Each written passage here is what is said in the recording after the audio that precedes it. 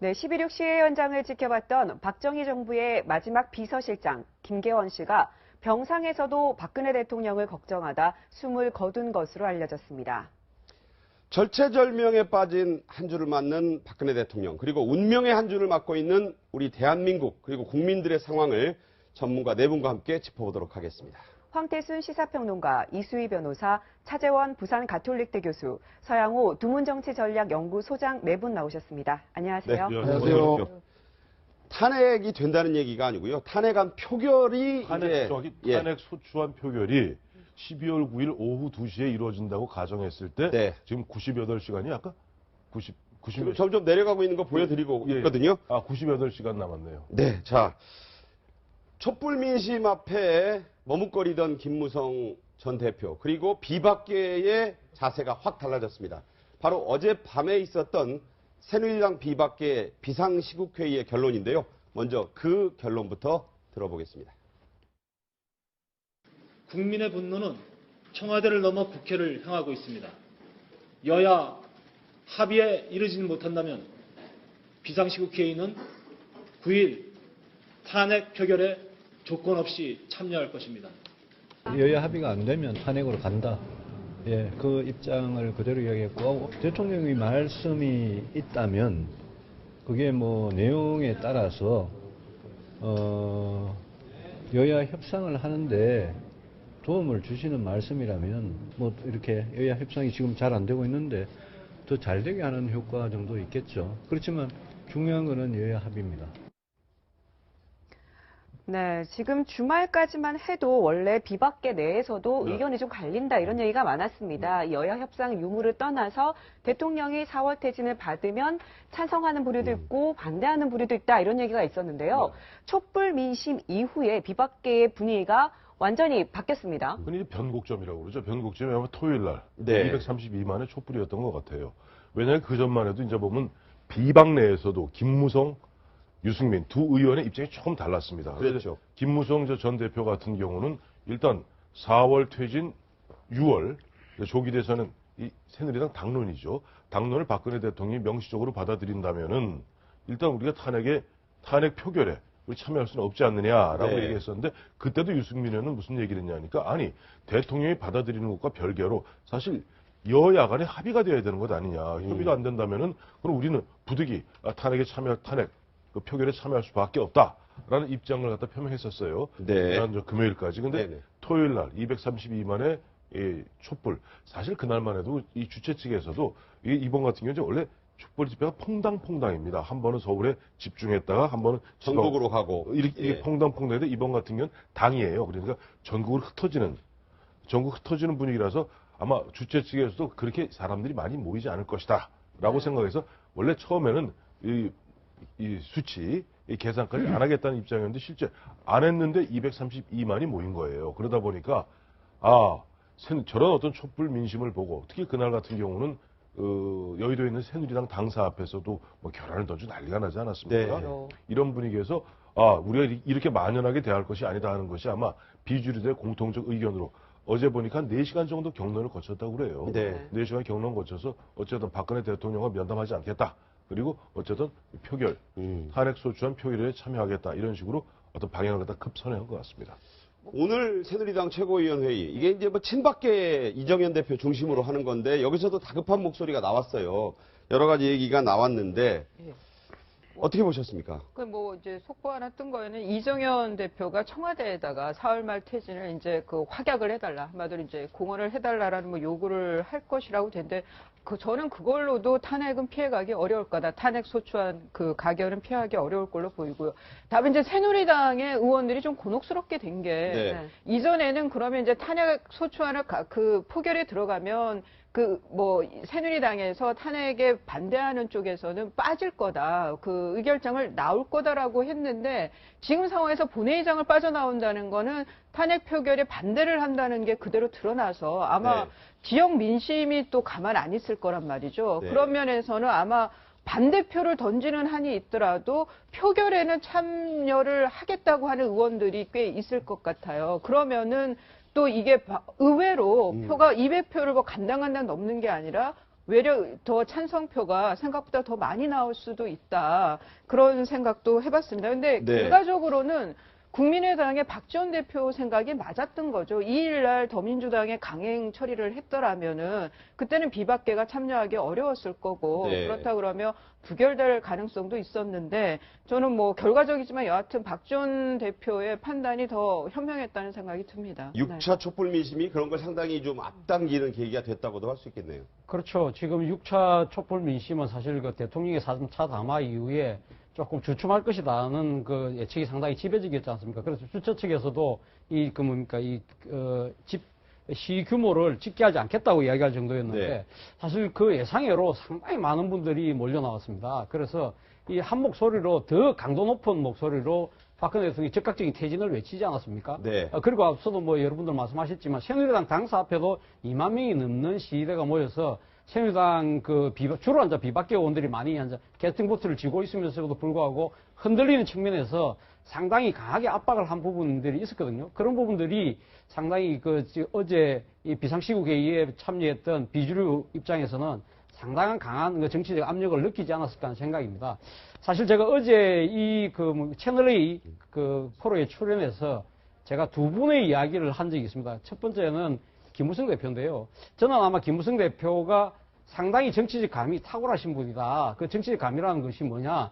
이 민심을 읽는 이 능력이 탁월하신 분이기 때문에 아마 제 생각에는 급선회할 가능성이 높다고 이야기했었거든요. 2012년도 김무성 대표가 당시 이 공천에서 탈락했을 때 그때 당을 탈당하기로 했지 않습니까? 그럼에도 불구하고 탈당 기자에게 30분 전에 네. 당에 잔류 선언을 했거든요. 그때 했던 이야기가 그거 아닙니까? 자신의 정치적 생명을 연장하기 위해서 소위 말해서 김무성 대표 입장에서는 좌파 정권의 출현을 막기 위해서 그러한 선택을 했다고 했는데 제가 봤을 때 하여튼 그 선택이 신의 한 수가 돼서 여당 대표까지 하고 대선주자 반열까지 올라갔지 않습니까?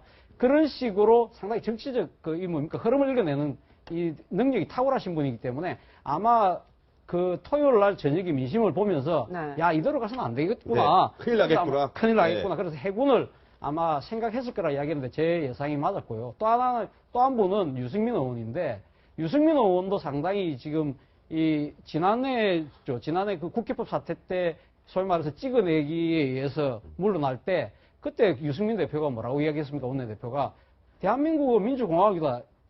헌법 1조를 이야기했지 않습니까? 네. 그렇기 때문에 아마 여야 협상이 타결되지 않는다면 국민의 민심이 한결같이 이 주권자인 국민들이 한 목소리로 박근혜 대통령 퇴진을 이야기하고 있다면 네. 아마 유승민 의원은 그 입장을 관철시키려 할 것이다.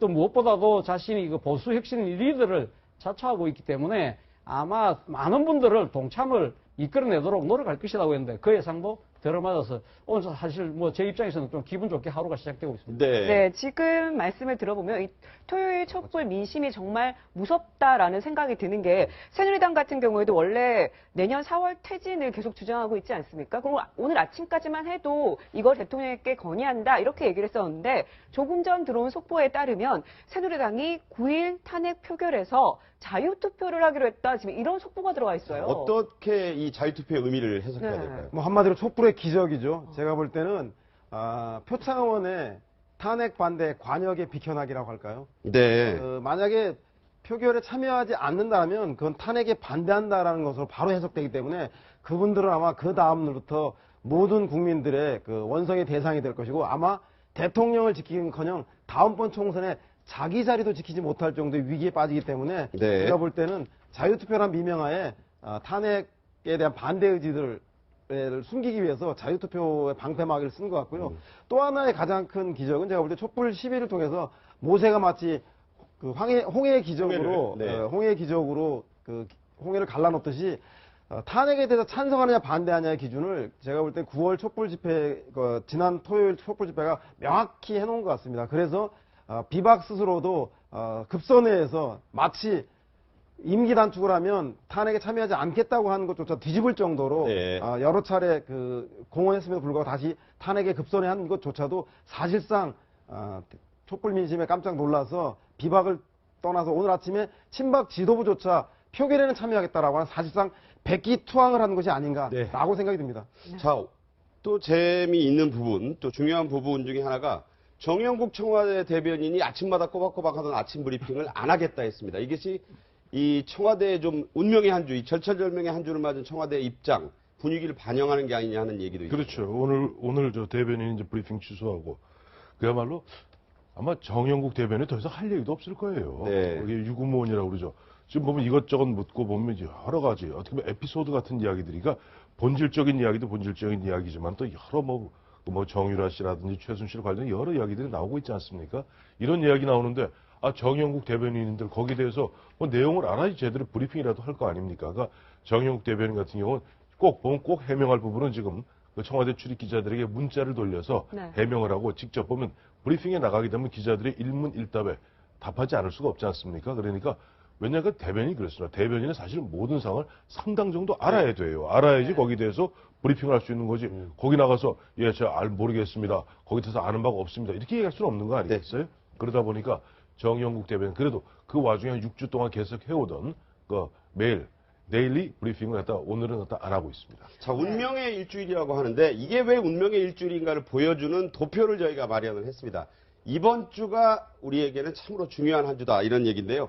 자, 오늘부터 일단 국정조사의 기관 보고, 특히 청와대 보고가 시작됐고 내일은 재벌총수 9명, 모레가 이제 최순실 씨가 나오도록 돼 있는데 과연 나올 것인가, 이게 또 초미의 관심사고, 말씀드린 대로 이제 본회의에 보고하는 게 8일 목요일입니다. 9일 탄핵안 표결이 이루어지는 그야말로 숨가쁜 한 주가 될 것이다 이런 얘기인데, 저 이제 앞으로 7일은 빼야 될 거예요. 네. 그러니까 비박계가 퇴진 시기를 최후 통첩하라. 관련 없이. 왜 그렇죠? 관련 없이가 어제 네. 결정되었기 때문에 저것은 사실 지난 토요일까지, 아니 정확히 하면 어제 일요일 오후 한 2시까지는 저것이 적합을 했을런지 모르겠으나 어제 6시 정도에 그 비박계들 한 4시간 정도 회의 끝에 어쨌든 저 상관없이 표결에 참여하기로 했기 때문에 저 부분은 빼는 게 맞을 것 같습니다. 네, 지금 상황을 보면 굉장히 긴박하게 돌아가고 있는데요.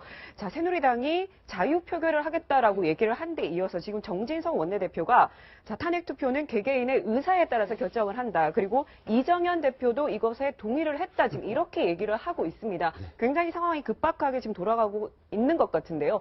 이렇게 되면 친박계도 지금 많이 좀 투표에 참여를 할 가능성이 있는 거 아닙니까? 이게 지금 그 표결에 참여를 안 했다는 건 반대를 의미하는 거기 때문에 그렇게 이제 그 가시적인 액션은 취하지를 못할 거예요. 그랬을 때 제가 이제 모두에서 말씀드렸지만은 의외로 찬성표가 많이 나올 수도 있다. 예. 이전에 200표 간당간당이었다면은 지금은 의외로 표가 충분히 가결적으로 많이 나올 수가 있고, 그렇다 그러면은 대통령께서 했던 3차 담화문에 대해서 이제 정치적으로 보면 신의 한 수다고 했지만 네. 그게 결국 자충수가 된 될 걸 수도 수 있다. 있고, 그렇다 그러면은 이제 할 수 있는 게 언론 뭐 간담회를 할 거다 뭐 이런 얘기도 있었지만 뭘 해도 이제는 부작용만, 역풍만 더 받는 상황이 될 거다. 그러면 이제 초미의 관심은 탄핵 소추는 이제 가결됐다고 보고, 그러면 가결됐다. 이후에 헌재에서의 심리인데 그 심리에 대통령이 어떻게 나올 거냐, 거기에 따라서는 정말 탄핵하고 상관없이 네. 즉각 사퇴하라는 목소리가 또 더 세질 수도 있겠다는 생각도 해봅니다. 자, 이제 야권은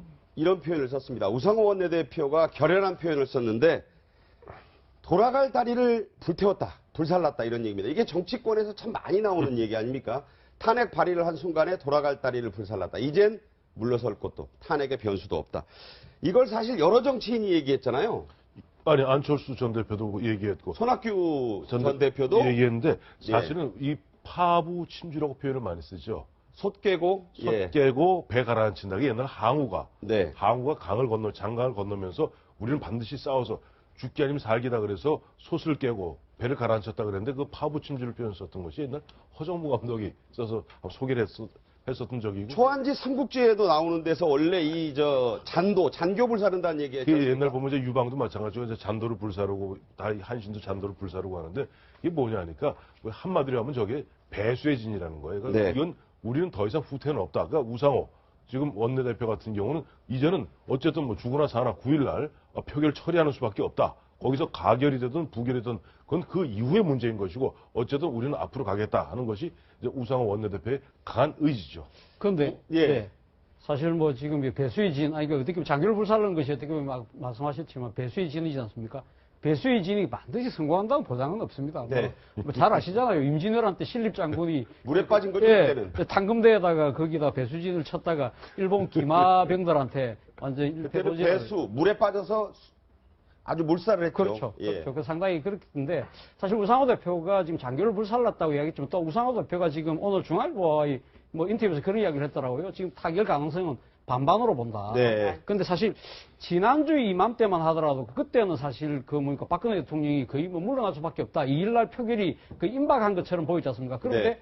박근혜 대통령이 11월 29일날 3차 담화를 통해서 비박을 완전히 흔들어 버렸거든요. 네, 그래서 아까 뭐 지금 황태순 평론가께서는 7일날 최후 통첩 시한이 별로 정치적인 의미는 없다고 하는데 저는 그럼에도 불구하고 아마 청와대에서 오늘 뭐 그 브리핑을 안 하고는 있지만 네. 그렇다고 손 놓고 있는 건 아니라고 봅니다. 네, 우리가 네. 지금 대책을 강구하고 있지 않겠습니까? 예를 들면 4차 담화를 하는데 지금 이건 하나 예입니다. 예를 들면 탈당하겠다. 그리고 4월 퇴진이 아니라 한 2월 정도 퇴진하겠다. 네. 조기 퇴진을 뭐 이야기를 한다든지 그런 여러 가지 수를 써서 다시 한 번 더 일종의 또 폭탄 뜨는 길을 한다면 네. 과연 비박계들이 결연한 대우를 유지할 수 있을 것인가 그 부분에 대해서 우상호 원내대표가 자신이 없는 거죠 솔직히. 그렇기 때문에 50대 50이라고 이야기하고 마지막 순간까지 그 뭡니까 결연한 의지를 다진다는 차원에서 이제 장교를 불살랐다는 이야기를 하지 않았나 생각이기 때문에 9일날 부분까지 진짜 오늘 지금 현재 하루 이 전국의 하루하루가 예년의 한 달 정도 내지는